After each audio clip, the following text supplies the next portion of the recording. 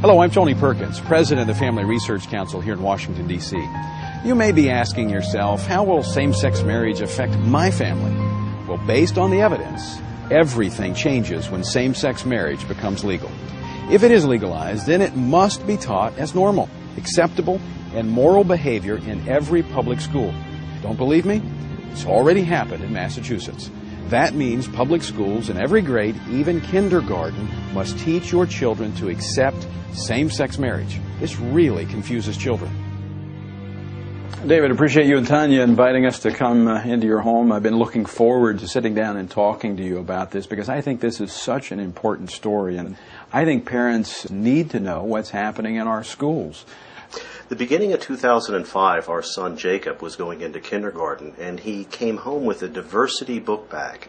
And in the diversity book bag was a book entitled Who's in a Family by Robert Scutch, and that introduces children to same-sex households. Now, wait a minute, let me be clear. Your son is in kindergarten. Yes. And he was given a book about homosexuality and marriage? Yes. What was your first reaction when you saw this? When I saw the book, I was quite upset that they would couch this as diversity and include it in a diversity book bag and not give me notification that they were going to be introducing this topic of homosexual relationships and homosexual behavior and to my young 5-year-old child. I was very upset. I have the book right here. Who's in a Family? It introduces children to such things as Clifford and her dad's partner, Henry.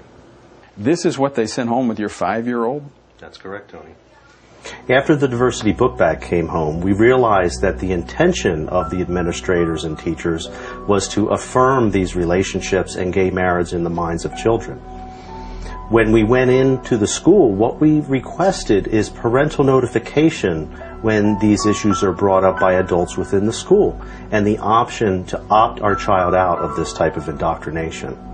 Said we didn't think, number one, it was appropriate to discuss that with our 5-year-old, and that if we ever felt it was necessary to have that discussion with our son, we would choose the timing and the manner in which to discuss it with him. And then she said, well, she had checked with the administrators and they had said that this was not a parental notification issue, and in fact that any adult in the school could discuss homosexual families and homosexual issues with our children. One of the reasons they give is they said same-sex marriage is legal in Massachusetts, therefore we can broach it any time with your child.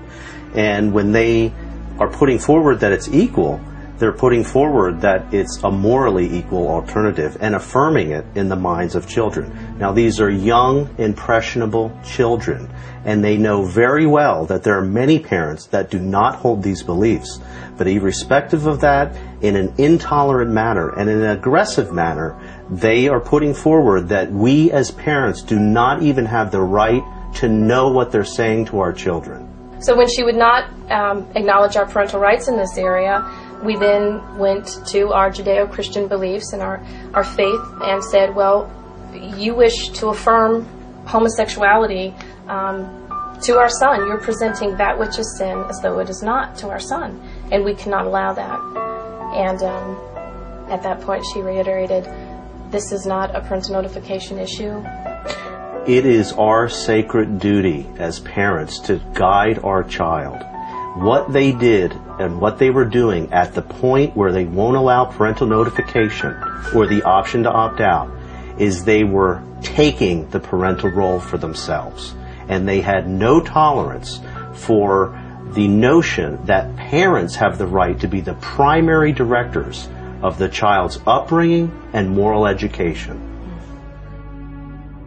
And I said, I'm prepared to sit here all night until I see some form of accommodation as a parent. To make a long story short, the accommodation they gave was to put me in handcuffs and send me to jail. I couldn't believe that they were willing to arrest my husband because my husband and I just wanted parental notification. I was willing to see how far this administration would go in denying us our rights and squashing parental rights. and they were willing to handcuff a father and send him to jail.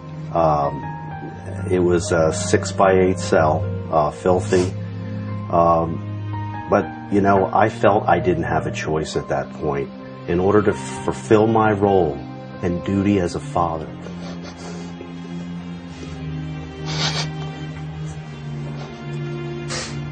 Parents need to stand their ground. If they intend to have a war over our parental rights, battling for the hearts, minds, and souls of our children, then let it begin here.